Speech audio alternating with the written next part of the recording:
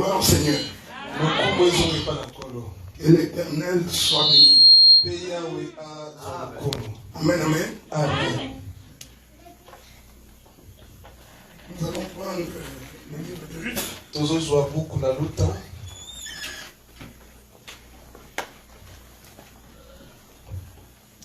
Ruth, chapitre 2.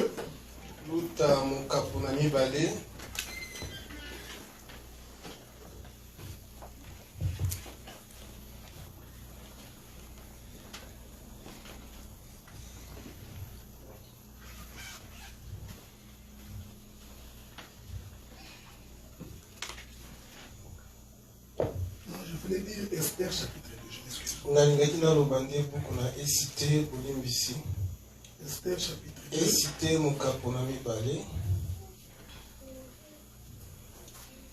Le verset 9. Esther chapitre 2, le verset 9. Je vais lire au nom de Jésus. La jeune fille lui plut et trouva grâce devant lui. Il s'empressa de lui fournir les choses nécessaires pour sa toilette et pour sa subsistance.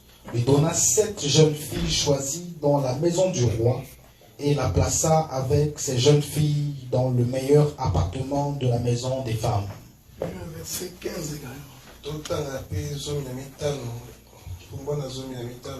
Esther chapitre 2, le verset 15. Lorsque son tour d'aller... Verset 16 aussi. Verset 16, ok. 15-16. Lorsque son tour d'aller vers le roi fut arrivé, Esther, fille d'Abicaël, oncle de Mardoché, qui l'avait adopté pour fille, ne demanda que ce qui fut désigné par Hégaï, eunuque du roi et gardien des femmes. Esther trouvait grâce aux yeux de tous ceux qui la voyaient. Verset 16.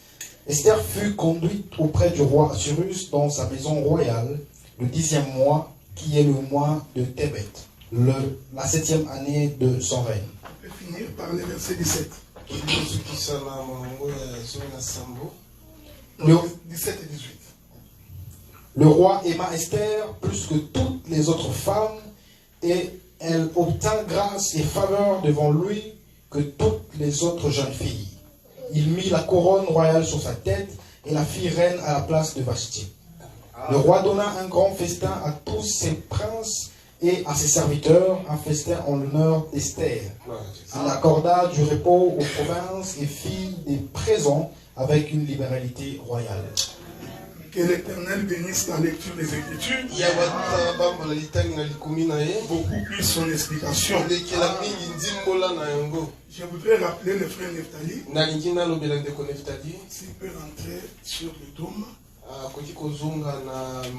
Je vais inviter le frère Chéri.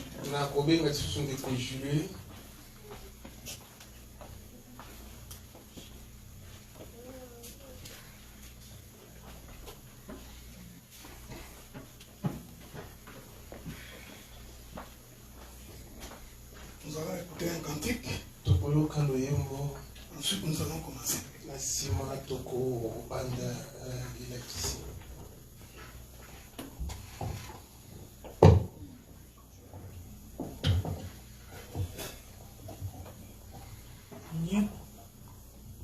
Nyoso sengolu na yo, Niza sengolu na yo, Golu de la poussière tu m'as retiré, Opesi ngati na yo, Nyoso sengolu na yo, Nangolwe, Nalunga na masumu nyoso, Nakoma mosantu.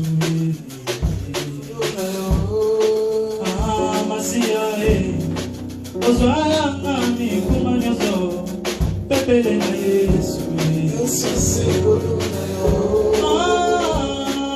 nyoso mana zambo ezangolu na yo mosika na utiki na lelo yo ngolu pema na sombi na mama na maiteo ezangolu na yo mosika na utiki na lelo yo ngolu.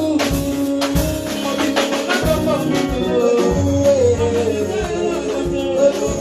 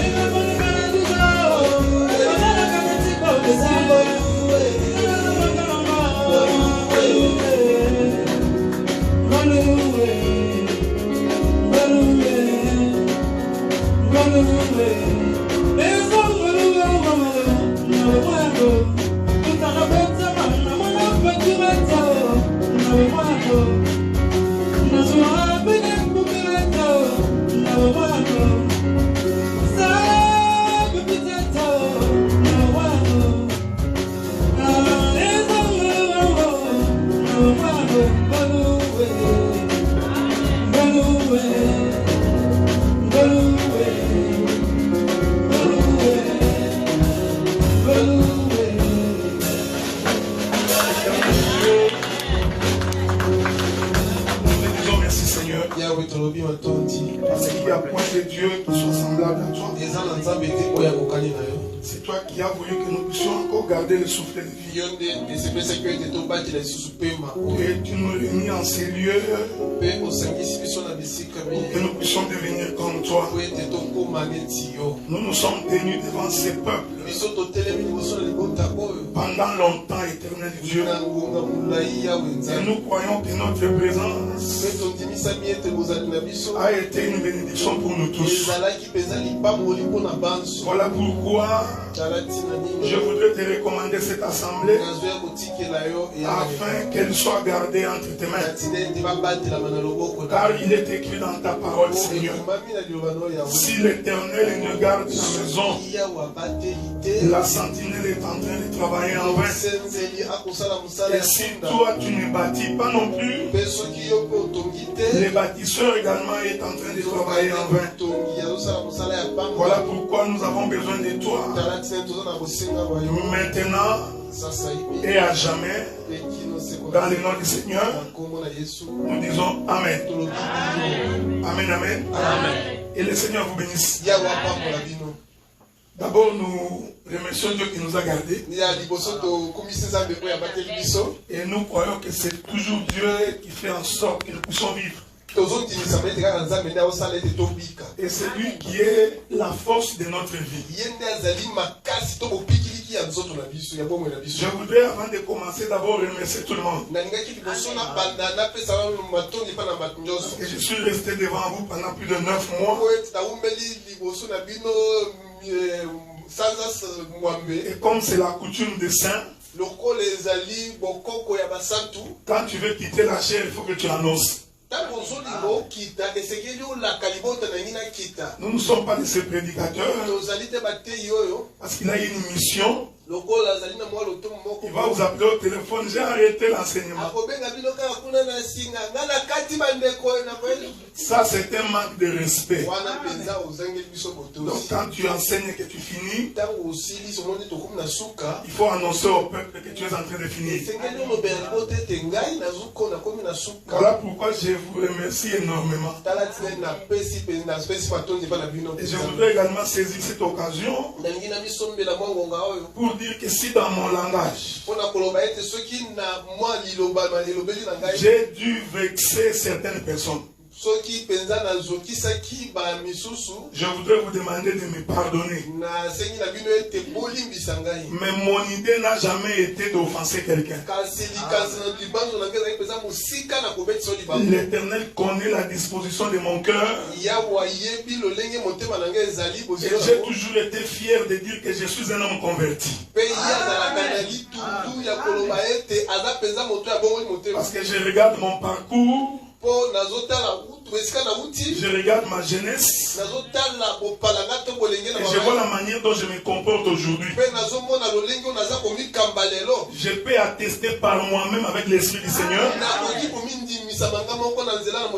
que je suis un enfant de Dieu. Donc je n'ai jamais fait quelque chose pour offenser quelqu'un. Il peut toujours y avoir des divergences entre nous. D'ailleurs, l'apôtre Jacques l'a dit. S'il y aura des divergences parmi vous, mettez-les à côté. Au point où vous en êtes, marchez d'un commun accord. Je voudrais également remercier tout le monde qui n'ont cessé de contribuer pour cette œuvre, qui se sacrifient pour l'œuvre de Dieu. J'ai toujours dit ceci, frère. Pour autant qu'Anne allait au temple et qu'il était en train de demander un enfant en disant à l'Éternel, voici ma rivale, comment il se moque de moi. Pour autant que sa prière était pour s'opposer à sa rivale,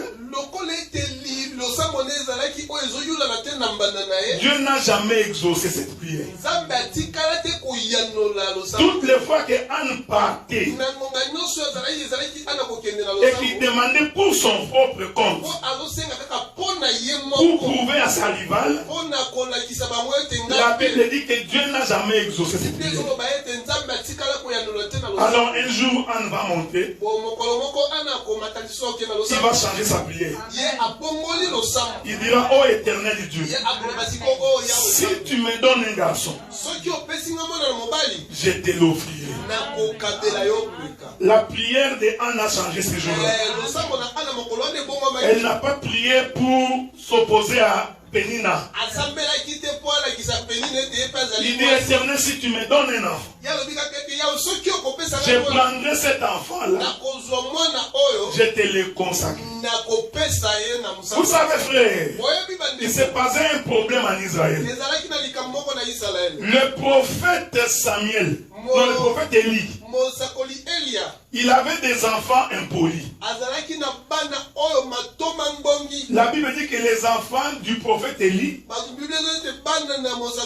ils choisissaient les morceaux de viande même quand c'était encore sur l'autel. Donc ils avaient des fourchettes. Moi j'aime l'épaule. Nous avons des prédicateurs comme ça. Les yeux plongés sur les paniers des offrandes. Avec les fourchettes. Moi je prendrais cette offrande. C'est l'esprit qui était dans le fils du prophète Élie. La Bible dit que ce sont ces enfants qui ont amené les feux étrangers dans l'autel. Et Élie commençait à vieillir. Et Dieu avait un souci. Si Élie meurt aujourd'hui, que deviendra la sacrifice? C'est la prière de Anne qui était la réponse de l'Éternel. Parce que le problème de Dieu, c'était qu'il devait remplacer Élie. C'est comme ça qu'Anne a dit, éternel Dieu, le fils que tu me donneras, je te le consacrerai. Dieu a regardé le cœur de Anne. Il dit, je comprends maintenant que c'est pour ma cause que tu es en train de prier. La Bible dit que Anne rentra, il tomba enceinte. Et il enfanta un fils de nom de Samuel. Le Samuel que vous prêchez aujourd'hui, c'était le fils de Anne. Anne récupère Samuel. Après avoir fini d'allaiter Samuel, il prend Samuel, il va le donner au prophète Élie. Ce n'est pas comme les gens d'aujourd'hui. Éternel Dieu, le jour où tu me donneras le travail, je prendrai mon premier salaire en entier. Je donnerai ça comme prémisse. Le jour où l'Éternel lui donne le travail, dès qu'il a le premier salaire, il oublie les vœux qu'il avait fait à l'Éternel. Il commence commence à faire des calculs. Je dois envoyer l'argent à ma tante. Il faut que je paye ma facture. Il faut que je fasse ceci. Pendant ce temps, Dieu est en train de regarder. Il dit, voici moi cet homme qui a fait un vœu qu'il n'a pas observé. Je t'informe, bien-aimé dans le Seigneur. Tu perdras ce travail dans les jours qui suivront. Parce que l'Éternel n'a pas trouvé son compte. Anne prend l'enfant, il donne. La Bible dit ceci. Après que Anne ait donné cet enfant. Parce que si c'était toi, tu allais dire, je suis resté longtemps stérile. J'ai mon enfant, le seul enfant. Comme les mamans disent, c'est la première de mes yeux. Ça, tu ne peux pas toucher. Anne a dit non. Je vais le consacrer. Nous disons que consacrer Samuel, c'est une semence qu'on jetait dans la terre. Parce que la loi dit, pour qu'il y ait la multiplication, il faut apprendre à perdre. Donc, Anne a accepté de prendre son fils, de le semer dans les temps. La Bible dit qu'après Samuel, Anne a eu 5 autres enfants. Est-ce que vous comprenez ce que nous disons? Donc, doctrinalement, vous tous qui avez semé pour l'œuvre de Dieu, je suis certifié que l'Éternel doit se souvenir de vous. Mais nous savons aussi que dans la révélation, Samuel qu'on sème, c'est le Seigneur Jésus-Christ. Parce qu'il a dit, si un bien ne tombe pas et qu'il ne meurt pas, il ne peut pas produire beaucoup. Donc pour que les grains produisent, il doit mourir. Donc on doit prendre les grains et les semer. Est-ce que vous me comprenez? Mais les grains, on les sème dans les temples. Parce que c'est la bonne terre qui permet de faire germer les arbres. C'est pourquoi Jésus, avant de mourir, il est entré dans un tombeau qui était déjà préparé. La Bible dit que c'était un tombeau d'un homme riche qu'il avait déjà préparé pour sa sépulture. Mais le jour où Jésus meurt, Joseph d'Arimathie, il récupère Jésus, il met dans ce tombeau. C'est Samuel qu'on sème. C'est pourquoi Éphésiens dit, le même qui est descendu, c'est le même qui est remonté. Mais en remontant, il fait les dons. Est-ce que vous me suivez, frère? On sème Samuel, la maman va avoir 5 enfants après. Quand Jésus meurt, il ressuscite. Nous voyons la multiplication. L'apôtre est né. Le pasteur est né. L'évangéliste est né. Le prophète est né. Et le docteur est né. Ce sont les 5 enfants de Anne qui ne sont visibles que par Samuel concerne. C'est pour dire, frère, si tu comprends ces choses, tu comprendras que s'aimer pour Dieu, en réalité, c'est ta propre richesse. Il y a des gens qui pensent que quand ils donnent à Dieu, il est en train de perdre. C'est parce que tu n'as pas compris les Écritures. Celui qui a compris l'Écriture, il sait que quand il donne, en réalité, c'est sa propre bénédiction. Est-ce que vous me suivez, frère? L'Éternel dit une chose, il le répète d'une autre manière. C'est pourquoi la Bible dit, Dieu parle tantôt d'une manière, tantôt d'une autre. L'homme ne prend point garde. Jacob descend en Égypte. C'est le père qui descend, il meurt. Mais le jour où ils sont sortis, tu ne pouvais pas compter Israël. Parce que c'est un grain qui a été semé dans la terre. Et le Seigneur vous bénisse, mon frère. Parce que nous croyons que nous irons en avant. Et que l'Éternel ne peut pas nous abandonner. Nous avons suffisamment parlé. sur la manière de s'habiller, sur la manière de s'orner. Le problème c'est que quand nous prêchons comme ça, nul n'est besoin pour nous de revenir encore. Donc vous avez la possibilité de toutes les personnes qui viennent. Vous devez les prêcher. Donc on ne peut plus revenir ici pour dire à une soeur pourquoi on se voit. Parce que nous savons que vous avez l'enseignement. Comme les mamans aiment aussi prêcher l'évangile, nous leur donnons la possibilité de prêcher. Quand une soeur entre ici et pose la question, pourquoi vous vous voilez? Mais la soeur à côté ouvre ta Bible. Fais la démonstration. Vous qui demandez quel est le travail des soeurs dans l'église, voici le travail. Quand un frère entre ici avec un pantalon katafumbwa, ma soeur Vanessa, tu ouvres ta Bible. Les frères se mettent. Tu lui expliques la parole. Tu n'as pas péché. Donc la sœur peut parler à un frère qui ne comprend pas les choses de Dieu. Les choses de Dieu. Mais cela ne fait pas de toi ministre.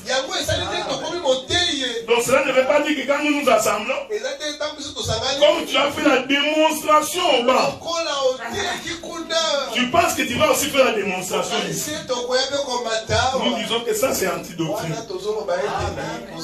Donc quand nous enseignons comme ça, c'est pour que vous, à votre tour, que vous enseignez aux autres. Ça va nous empêcher de nous répéter, Amen, amen.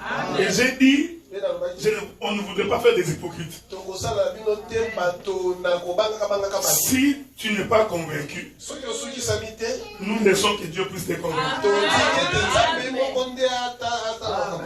Mais comme nous croyons que nous prions un Dieu vrai, il finira par te convaincre. Il va te convaincre d'une manière ou d'une autre. Parce qu'à un moment donné, tu auras des difficultés de marcher avec nous. Tu peux rester pendant longtemps, mais à un moment donné, tu vas être ce qu'on appelle en anglais outsider.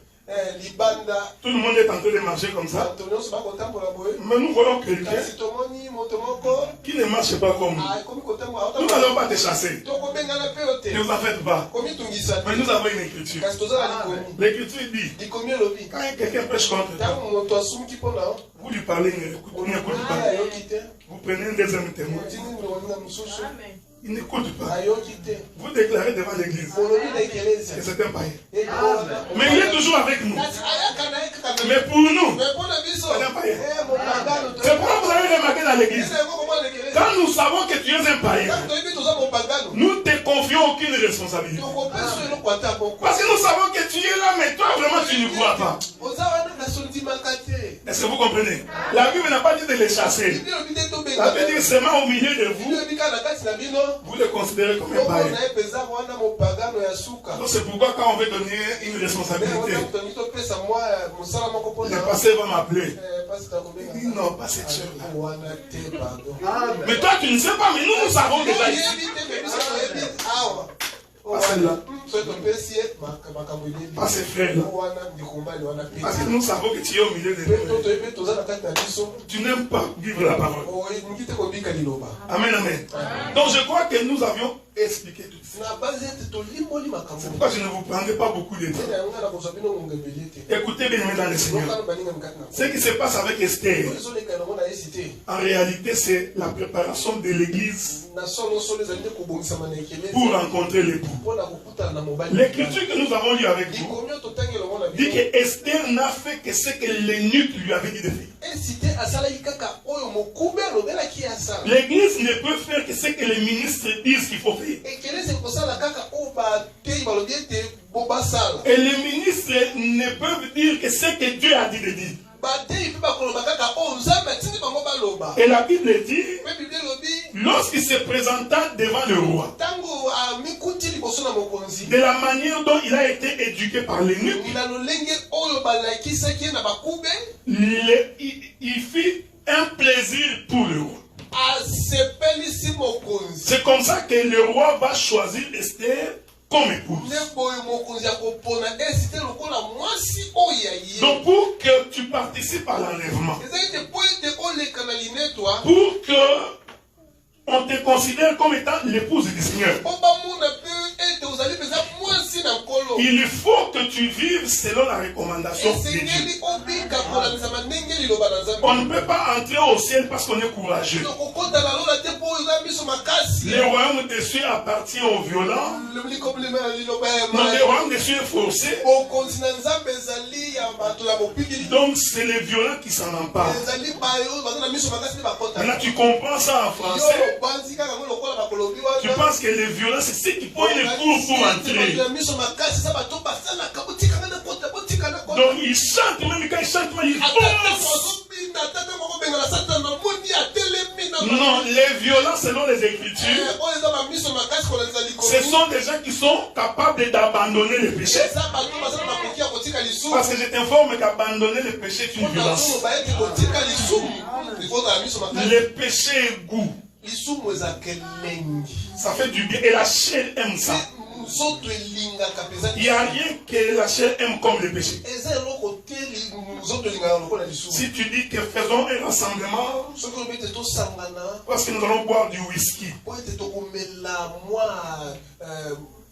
tu sentiras que, surtout en hiver, tu sentiras les cordes. Ça va faire du bien. En été, c'est la bouteille de bière avec la barbe blanche. Parce que tu vois une bière bien frigorifiée. Il devient blanc. Vous savez, moi je buvais. Mais vous savez, en 2017, je suis allé au Congo. Maintenant, il faisait très chaud. Alors, je suis allé visiter des amis. Nous sommes allés nous asseoir sous l'arbre. On causait. Maintenant, mes amis commandaient la bière. La bière est descendue sur la table. J'ai regardé la bière. Mais quand j'ai senti que ça ne me faisait absolument rien, je me suis dit, certainement que le Seigneur m'a délivré. Vous savez bien, mais quand Dieu délivre quelqu'un du péché, ça devient facile de vivre la parole. Il ne faut pas vouloir forcer pour abandonner le péché. Non, plus seulement le Seigneur qui puisse t'aider. J'ai toujours dit que plus tu vas t'attacher aux choses de Dieu, plus tu t'attaches, plus tu vas sentir qu'il y a certains péchés que tu ne commettras plus. Même si on ne te prêche pas, mais seulement l'attachement à la parole fait en sorte que certains péchés vont tomber. Est-ce que vous me suivez, frère? Donc, il faut seulement s'abandonner à les mains du Seigneur. Et quand tu as des faiblesses, il faut accepter que j'ai des faiblesses. Et prier que Dieu puisse t'aider. Ne fais pas l'hypocrisie. Donc il faut dire que frère, de ce côté-là, que Dieu m'aide un peu. Et toi aussi tu fais un effort pour que Dieu puisse t'aider. Et je crois que Dieu va t'aider. Vous savez, frère, des fois vous regardez comme vous ne trouvez pas l'importance d'être chrétien et d'être un vrai chrétien. Vous savez, quand nous fréquentons les autres pasteurs, c'est là que nous comprenons que nous sommes différents. Et eux aussi savent que nous sommes différents. Quand nous causons, ils disent, mais vous, donc il faut quand même essayer de comprendre. Tu es trop. J'ai dit, non, les péchés restent les péchés. Donc, on ne peut pas transiger sur les péchés. Et je vous informe que les gens du dehors nous observent. Et ils finiront toujours par nous rejoindre. J'ai toujours donné un conseil. Je vais répéter ce conseil-là. Parce qu'il est possible que longtemps que je ne vous parle plus. Je demande aux gens qui veulent se marier ou à ceux qui sont mariés dans les Seigneurs. Si tu veux avoir la paix dans ta maison, fais en sorte que ton mari, ta femme, craigne Dieu. Je vous dis que tu auras moins de problèmes à la maison. Fais seulement en sorte que la femme craigne Dieu. Et toi aussi tu crains Dieu. Je t'informe qu'il y a des démons que vous ne chasserez plus. Donc en fait c'est l'intérêt de tout le monde d'être attaché à la parole. Je vous informe, bien aimé dans le Seigneur, il n'y a que la parole qui peut changer quelqu'un. Ce n'est pas le conseil d'un mari. Il y a des hommes qui pensent qu'ils peuvent mettre sa femme là-bas. Il va donner les conseils. Ils pensent que la femme va écouter. Quand ce n'est pas la parole, la femme ne peut pas être transformée. C'est pareil également pour les hommes.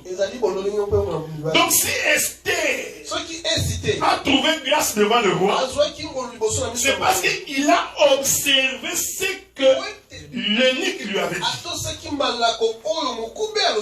Et l'eunuque, quand vous lisez le texte, il a fourni à Esther ce que le roi avait mis à sa disposition. Donc l'eunuque n'est pas venu avec son propre produit. Non, il est venu avec les produits que le roi a mis à la disposition. C'est pour dire que quand on est serviteur, on ne peut fournir à l'église que ce que Dieu nous a donné. Et nous disons que ce que Dieu nous a donné se trouve dans la parole. Donc la Bible dit que Dieu a tout mis par écrit. Donc il n'y a rien qui ne soit écrit. Il est possible que tu n'as pas vu. Mais Dieu a tout mis par écrit. La Bible dit que c'est pour notre instruction. Donc si tu veux t'instruire, il faut aller lire la parole. Et cette parole crée l'attachement aux choses de Dieu. C'est comme ça que parmi toutes les filles qui étaient venues en Syrie, le roi n'a porté les regards que sur Esther. C'est pour dire ceci, frère. Dieu ne choisit pas tout le monde. Nous comprenons cet évangile social. Il y a les hommes qui sont plus miséricordieux que Dieu, plus compatissants que Dieu. Mais Dieu n'a pas la même pensée que nous. Il dit autant que le ciel est éloigné de la terre, autant mes pensées sont éloignées. Est-ce que vous me suivez, frère? Je vous avais dit le dimanche passé, parce que le bien-aimé Joël m'a posé la question, que lorsque l'Éternel a choisi Pierre, il pêchait le poisson. Et Dieu dit à Pierre, suis-moi, je ferai de toi un pêcheur d'hommes. Donc Dieu lui-même voulait dire à Pierre que les poissons sont des hommes et que la mer c'est le monde. Parce qu'on ne peut pêcher les poissons que dans l'eau. Mais quand il dit à Pierre que je ferai de toi un pêcheur d'hommes, donc Dieu voulait dire le monde c'est la mer et les hommes sont des poissons. C'est pourquoi je vous avais dit, tu comprendras pourquoi Dieu a placé les poissons dans l'eau. Parce qu'il y avait un enseignement qui cachait là. Alors l'Éternel récupère Pierre, il marche avec Pierre. Est-ce que vous me suivez, frère? J'explique pourquoi on a choisi Esther et pourquoi pas tout le monde. Il marche avec Pierre. C'est pourquoi vous allez remarquer, Pierre était le plus têtu de tous les disciples. Même le jour où Jésus dit qu'il va mourir, c'est Pierre qui a dit, tu ne mourras pas. Parce que moi, Pierre, je vais te protéger. Jésus dit, avant que les coqs n'aient chanté 2 fois, tu m'auras renié 3 fois. Parce que nous comprenons que les coqs doivent chanter 2 fois. Mais on doit renier 3 fois. Est-ce que vous me suivez, frère? Or, les 2 chants du coq, c'est l'Ancien Testament et le Nouveau Testament. C'est l'Ancienne Alliance et la Nouvelle Alliance. Mais on doit renier 3 fois. Qu'est-ce que signifie renier 3 fois? C'est la loi, les psaumes et les prophètes. Parce que dans la loi, les psaumes et les prophètes, personne n'a cru. C'est vous comprenez, frère? Donc on chante des 2 côtés, mais Pierre renie le Seigneur quoi? Parce qu'ici Pierre, c'est la maison d'Israël. C'est la maison qui doute. C'est la maison qui ne croit pas. Jean-Baptiste présente Jésus. Il dit voici l'agneau de Dieu qui ôte le péché du monde. C'est Jean-Baptiste. Il a vu Jésus. Lui-même témoigne que c'est l'agneau de Dieu qui ôte le péché du monde. Celui sur qui on m'avait dit, tu viendras, tu verras l'esprit sur lui. Tu comprendras que c'est celui-là que j'ai choisi. Il est présent Jésus.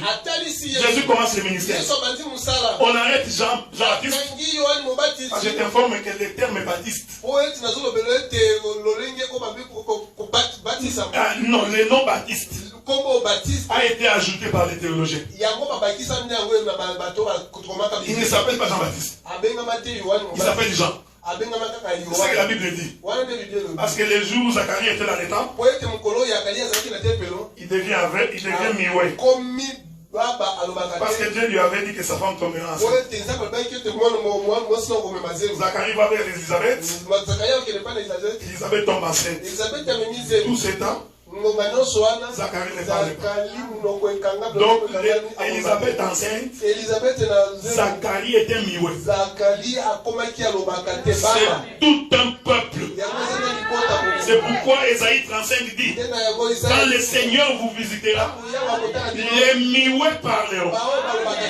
Donc le fils qui était dans le ventre, tant qu'il n'était pas encore manifesté, Zacharie ne pouvait pas ça. Donc tout le temps que l'enfant était dans le ventre, le père Zacharie, il représentait la maison d'Israël. Les mioués qui ne parlent pas, c'est Israël. Mais les jours où Zacharie, Jean-Baptiste est né. Est-ce que vous me suivez, frère? On pose la question à la maman. Comment il s'appellera cet enfant? La maman dit, il s'appellera Jean. Il n'a pas dit Jean-Baptiste. Il a dit Jean.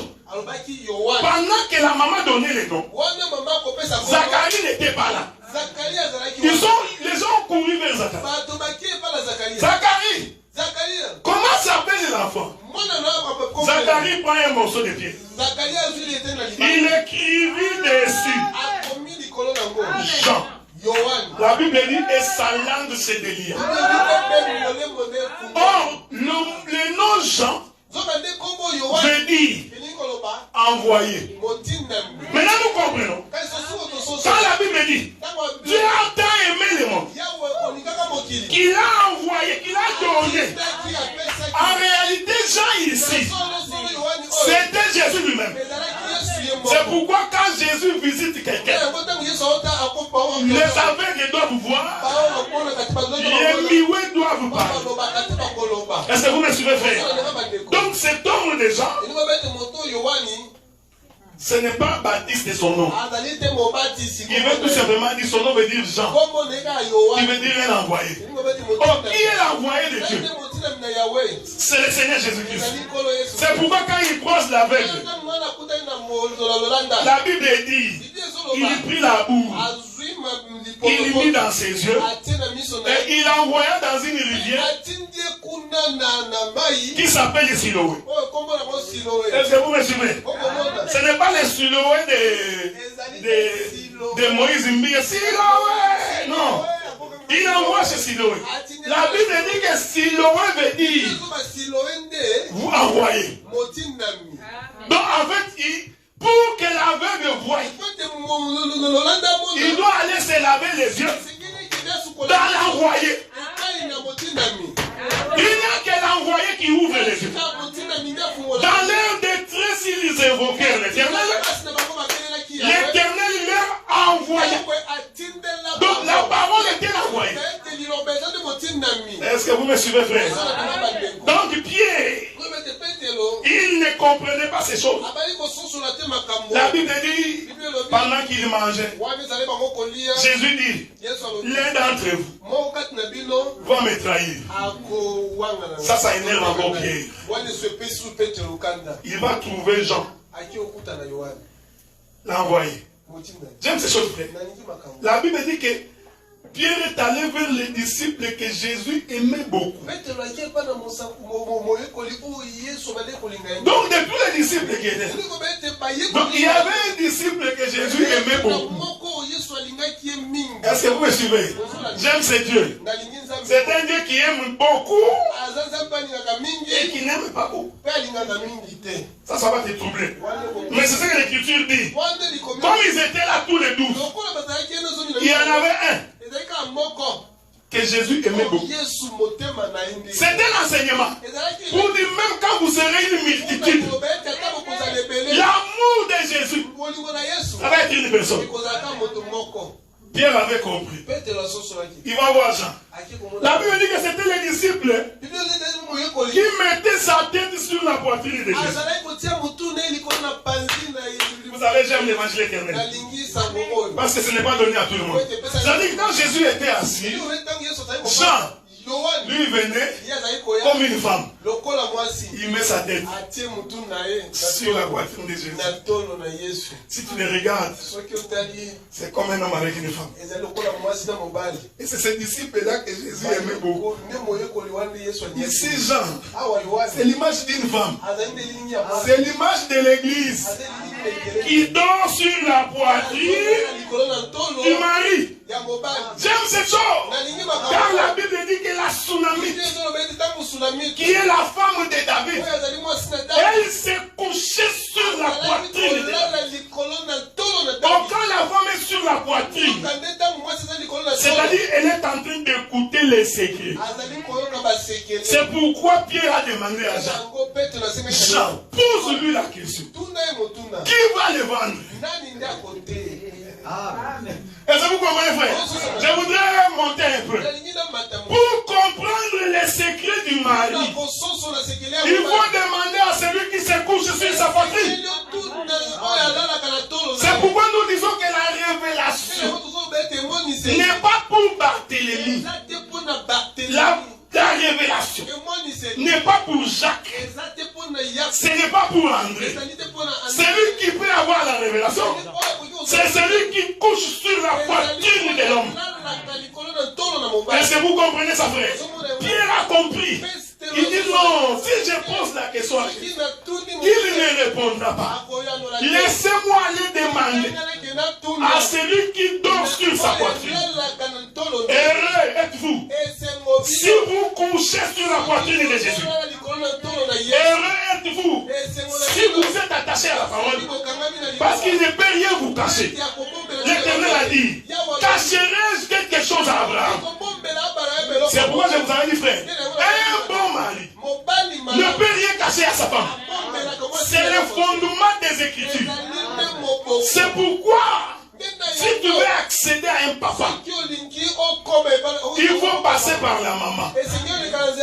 Nous qui avions grandi en Afrique, nous savions, si je vais demander quelque chose à papa, il suffit que je sois gentil avec maman. Toujours avec maman. Frère, Dieu a placé ces choses pour expliquer le royaume.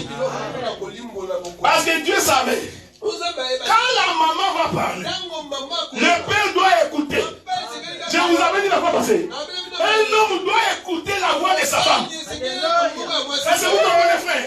Un homme, Dieu a placé ça comme ça. Quand une femme bien élevée bien éduqué, parle à son mari. À moins que tu sois possédé.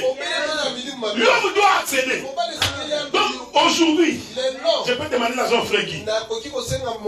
Il va commencer à m'expliquer. Donc j'ai beaucoup de factures. Je vais attendre que sa femme arrive. Nous allons passer avec maman Val. On va aller voir sa femme. Tu vois, nous avons besoin de descendre. Mais nous savons que comme toi tu viens d'arriver et que le cœur du frère est encore, demande. Il suffit seulement que la femme dise, frère Guy, donne-moi ça. Je ne sais pas, mais je l'ai quand même. Et c'est vous comprenez ce que nous nous offrons. Quand une femme, elle est une bonne femme. Rien ne peut lui être refusé. C'est ce que la Bible dit. Si mes paroles demeurent, alors demandez tout. Est-ce que vous comprenez, frère?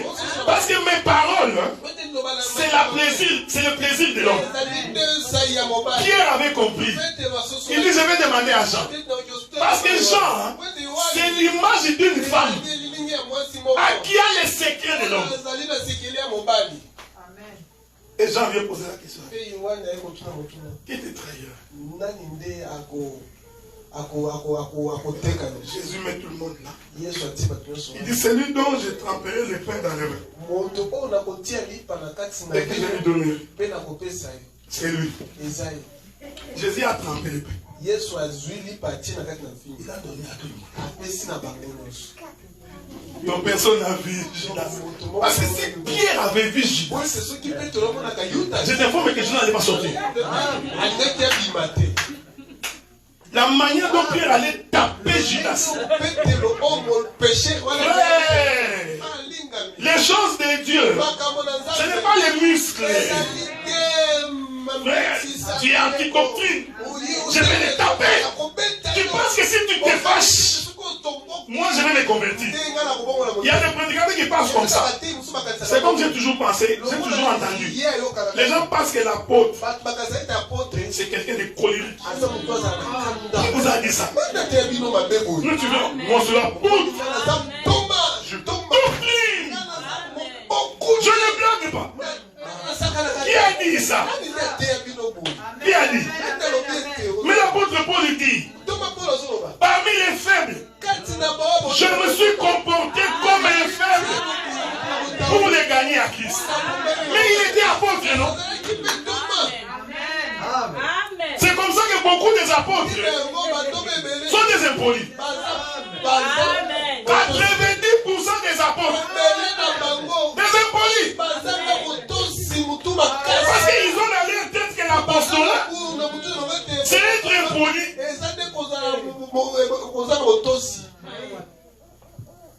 L'apôtre, il n'a pas peur de la femme d'autrui. Bien aimé, tu ne peux pas critiquer la femme d'autrui. Même si tu es ministre. Je ne peux pas m'asseoir, commencer à critiquer la femme du frère John. Même si je suis apôtre. Il faut apprendre à respecter l'ordre. Tu ne peux pas critiquer la femme d'un frère. Parce que tu crois que la parole te donne le droit de dire n'importe quoi.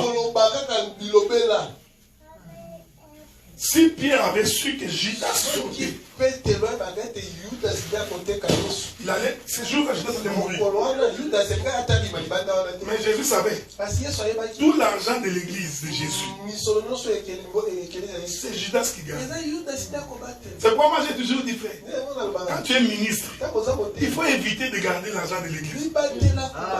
Il y a beaucoup de tentations dans l'argent, frère. Si tu veux salir ta réputation, et les yeux sur les offrandes. C'est pas pour rien que la Bible dit que l'argent est la racine de tous les maux. On a pris tout l'argent. On donna à Judas. Après qu'on ait mis les pains dans sa bouche, Jésus regarde. Il dit fais ce que tu as fait. Comme c'était une fête, Pierre a pensé qu'il allait acheter le pain. Et Judas s'est sorti. Il est allé vendre Jésus. 30 pièces d'argent.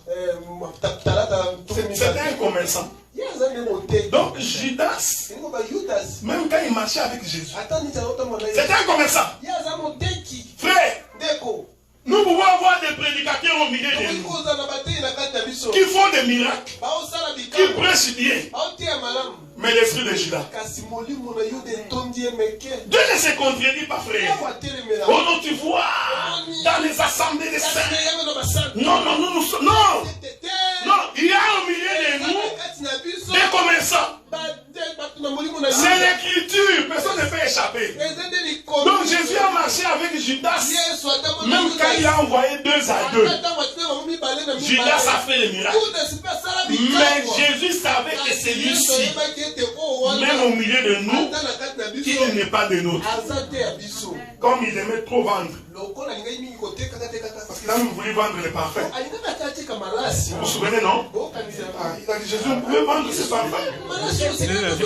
Donc quand j'ai dit que c'était un commerçant, c'était un commerçant. Nous avons des prédicateurs vendeurs de l'évangile. Lui, il ne prêche quand tu lui dis, bien aimé, on va t'envoyer une invitation pour venir prêcher au Canada. Là, que le Seigneur te bénisse. Que la main de Dieu soit. Frère, nous voulons t'envoyer à Bassankous. Là, nous prions un Dieu puissant. Dieu qui fait monter les serviteurs de l'Éternel prospérera. Mais Bassankous, je descends. Ça, c'est encore très mal comprendre l'écriture. Il y a toujours des gens qui pensent que prospérer avec le Seigneur, c'est toujours être bien, comment on appelle ça? Les as matériels. Ça, c'est mal comprendre l'écriture. Donc, Judas, c'était un vendeur, un commerçant. Il récupère l'argent, il met dans sa poche, il dit viens, venez, je vais vous donner la marchandise. Mais comme Jésus était très humble, comme tout le monde, Judas a compris que si je laisse les gens aller arrêter Jésus, ils vont arrêter Pierre. C'est pour dire laissez-moi l'embrasser. Comme ça, vous allez l'identifier. Est-ce que vous comprenez? Il y a beaucoup de choses qui m'arrivent ici. Parce que vous savez, même les baisers de Judas est prophétique. Ici, je suis dans la doctrine. Dans la doctrine, on a baisé pour l'attraper. Mais les baisers de Judas, c'est aussi la loi. Le psaume et le prophète. Parce que la Bible dit, dans la loi, dans les psaumes et dans les prophètes, on parle de Jésus. Donc pour découvrir Jésus, il faut la loi, les psaumes et les prophètes. Donc quand Judas vient, il baise Jésus. En réalité, il les faisait découvrir. C'est-à-dire que celui qui était caché est révélé. Est-ce que vous me suivez, frère? Donc les baisers de Judas, sur le plan prophétique, cela marque la fin de la loi. Pour que la grâce soit vue. Est-ce que vous me suivez, frère? Parce que les lions doivent être déchirés pour que le miel soit vu. Je vais dire une chose, si frère. Vous savez quand Israël a quitté l'Égypte, ils ont fait lâche. Vous pouvez lire Nombre chapitre 1, du chapitre 2 au chapitre 12. Quand ils ont fait lâche, la Bible dit que quand Israël s'est déplacé, lâche était au milieu du peuple. Il y avait 3 tribus devant, 3 tribus derrière, 3 tribus à gauche, 3 tribus à droite. Et la tribu de Lévi était au milieu en train d'entourer la chair. Donc quand Israël s'est déplacé. J'aimerais que vous me suiviez bien. En fait, c'est le chiffre 12 qui s'est déplacé. Parce que les enfants d'Israël, c'est la tribu de 12. Donc, le déplacement d'Israël, en réalité, c'est le déplacement de Jésus avec les 12 apôtres. Donc, parce que Israël s'est déplacé. Mais l'arche était au milieu. C'est-à-dire que tu ne pouvais pas remarquer que l'arche est ici. Parce qu'il était au milieu du peuple, entouré du peuple. Est-ce que vous me suivez? Donc si quelqu'un regarde Israël comme ça, il verra des hommes ordinaires. Or, à l'intérieur, le Créateur s'y trouve. Est-ce que vous me suivez? Donc Israël, c'est comme Adam. Mais à l'intérieur d'Adam, le souffle de l'éternel. Mais c'était le chiffre 12. Mais remarquez, frère. Mais quand ils sont en train de marcher, tout ça dans les déserts. Je vais dire une chose, frère. Donc, tout le temps que Jésus marchait avec les apôtres, personne ne le connaissait. Parce qu'il posait même la question: qu'est-ce qu'on dit de moi? Qu'est-ce qu'on dit de moi? Donc Jésus était un mystère. Même les disciples eux-mêmes ne le comprenaient pas. Donc cette marche-là, c'était le Créateur qui est lâche au milieu de 12. Est-ce que vous me suivez, frère? Maintenant, regardez. Quand Israël arrive devant les Jourdains, parce que tous ces temps ils ont marché dans les déserts. Pendant toute la marche, Israël n'a pas changé de position. Là, c'est toujours au milieu. Mais quand ils sont arrivés devant les Jourdains, on devait embrasser Israël. Josué dit: arrêtez-vous. Josué dit: maintenant, nous allons ouvrir une brèche pour que les sacrificateurs qui portent l'arche puissent mettre les pieds dans l'eau. Tu veux, frère? Quand Israël s'est déplacé, c'est toujours Juda qui commençait la marche.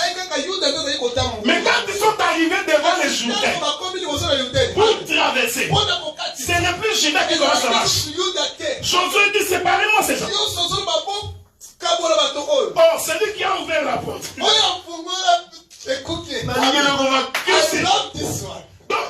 celui qui a ouvert la porte, c'était Juda. Parce que c'est Juda qui commence la marche.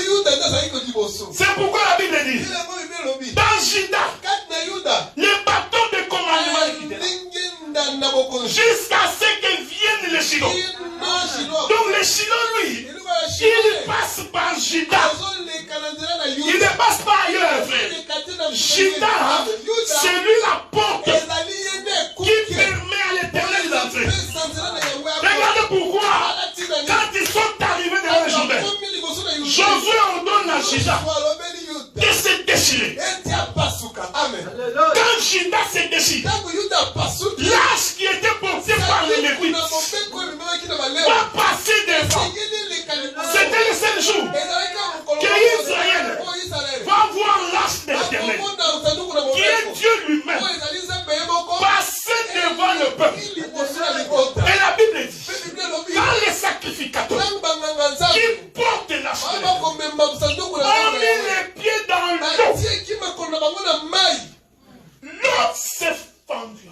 En réalité, frère, les sacrificateurs qui portaient l'âge, c'est le bœuf.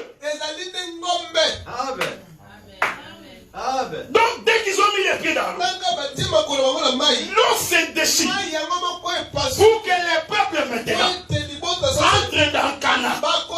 Donc, tous les voyages, l'arche était cachée, frère. Mais pour entrer dans Canaan, il faut que celui qui était caché soit révélé. Oh, frère, traverser les Jourdains, c'est la mort. Souvenez-vous de Naman. Naman, tu dois plonger 7 fois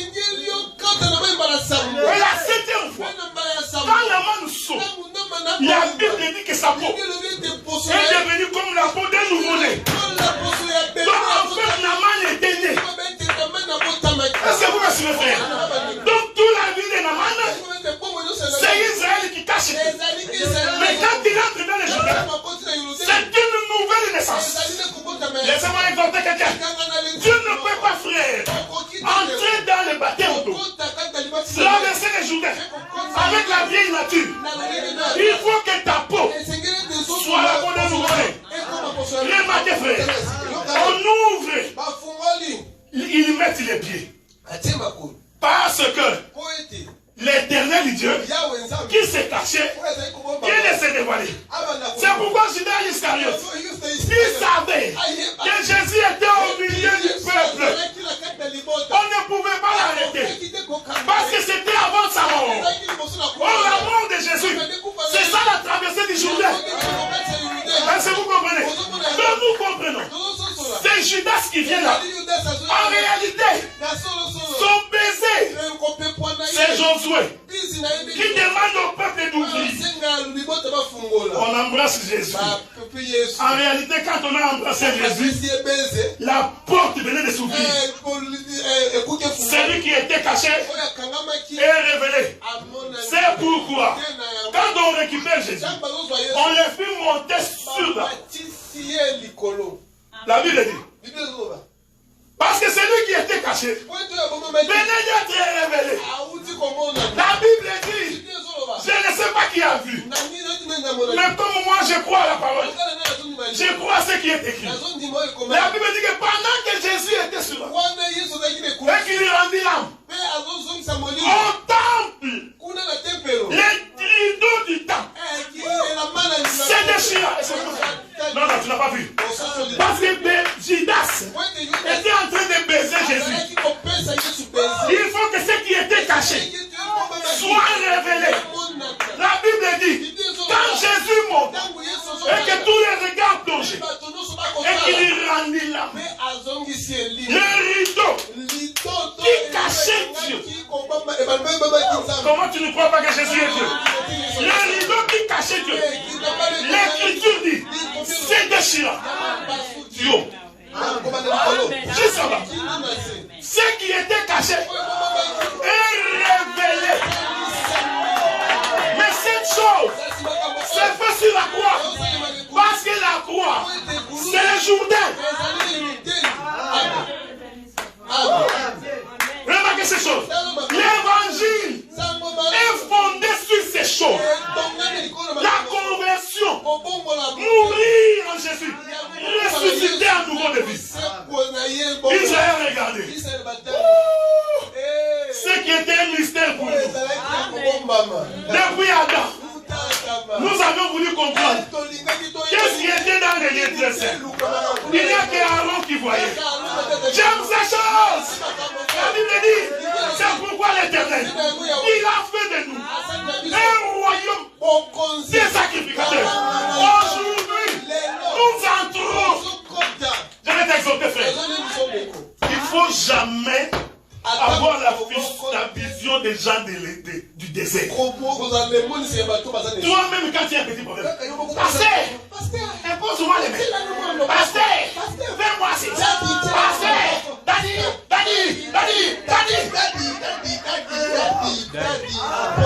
les fidèles sont devenus des paresseux. Il n'est plus. Dès qu'il a un problème, Daddy, je fais mon bébé. Daddy, prie pour moi. Un daddy voleur. Envoie-moi aussi l'offrande.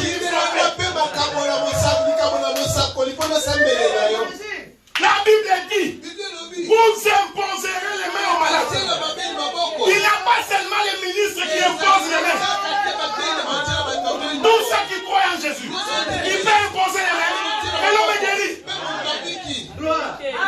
En ce qui concerne la prière, il n'y a pas de limite. La limite est pour prêcher. Mais la prière, et les femmes, et les hommes, tous, nous entrons dans la sanctification. C'est pourquoi le rideau est déchiré, frère. Pour que nous puissions avoir accès à ces choses. Quand tu as une difficulté, prie le Seigneur. Il est là, il va t'écouter. Ne fais pas des ministres un homme extraordinaire. Non, mais quand tu as des petits problèmes que tu peux résoudre, tu ne nous laisses pas nous dormir. Non.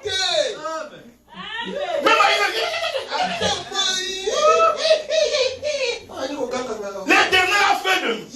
C'est pourquoi quand on dit prie, prie. Parce que l'accès vous est donné, frère.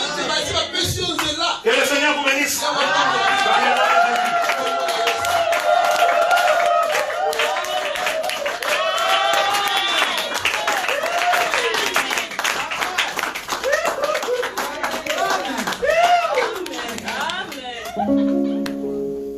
Que le Seigneur bénisse son serviteur.